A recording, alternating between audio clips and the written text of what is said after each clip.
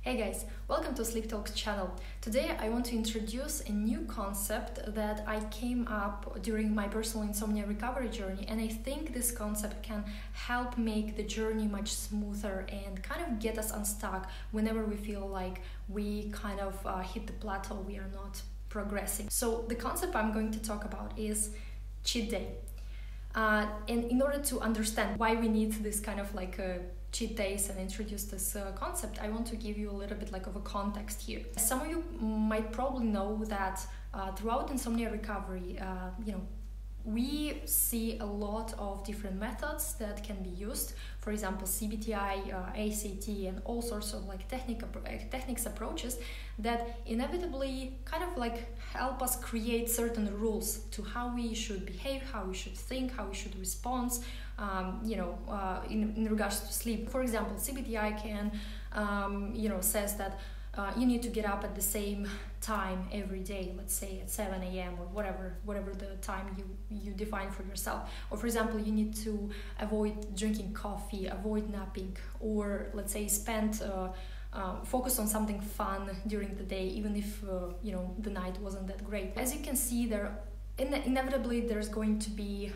some rules that can be helpful. But what I noticed when I was struggling with my insomnia, I noticed that sometimes those rules led to more pressure. So in a way, I was doing everything right, but I didn't feel any difference. I didn't feel better. So I felt constantly this kind of pressure. And this is when I came up with the concept of a cheat day. And I'm going to give you an example here. So let's say there is a girl called Nora. And Nora promised herself that, let's say, she will wake up every day at 6 a.m. no matter what, on weekends, on holidays, on weekdays, and she will, spend her day in some, enjoyable way. She will have fun no matter how much she slept.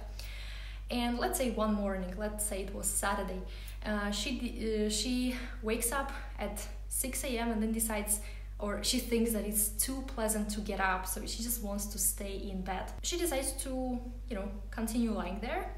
After a couple of hours, she realizes that, oh my God, I broke my rule, I broke my promise, and now she feels kind of, frustrated. Maybe she feels guilty for giving into that pleasure, which results in, maybe frustration, anxiety, because she might be thinking how it would impact her insomnia recovery and so on. So she feels uneasy about that.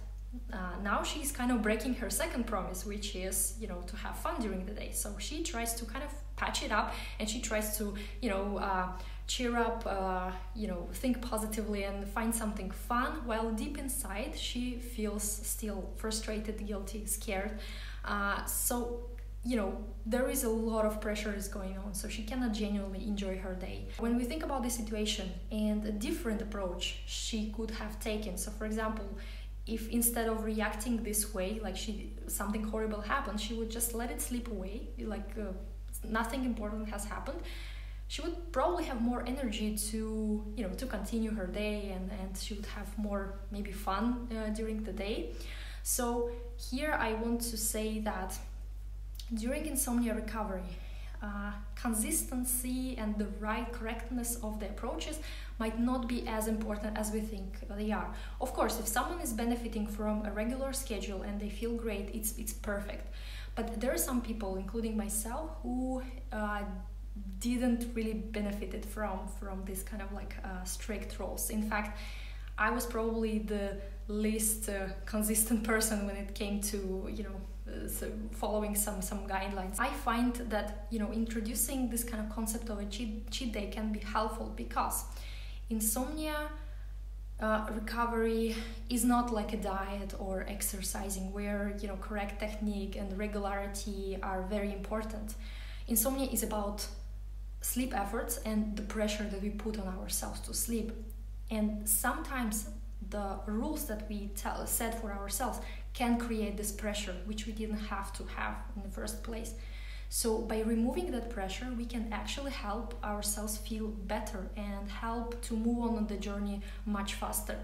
So for example, let's say that Nora, again, she decided to sleep in intentionally or unintentionally, and then when she wakes up a couple of hours later, she just treats it as something like nothing bad has happened.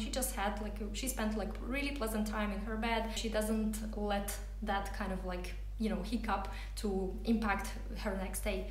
Or for example, she feels that, you know, she doesn't really have energy to have something fun during the day. Let's say she had a very difficult night before, and it's normal sometimes that we don't feel great after a bad night. So in that case, you know, making yourself to do something fun and pleasant might not be available to us. We might be exhausted, scared, and all sorts of emotions. So in that case, if we allow ourselves to have a cheat day, let's say we agree that, okay, maybe today I'm not going to pressure myself to do something fun and invent some, you know, some activities. I will just allow myself to do something that makes sense to me, that doesn't create any additional pressure. Or for example, you know, about napping. Let's say if someone has, you know, strict rule, no naps and so on, and then they feel strong urges to lie down in horizontal position and just relax.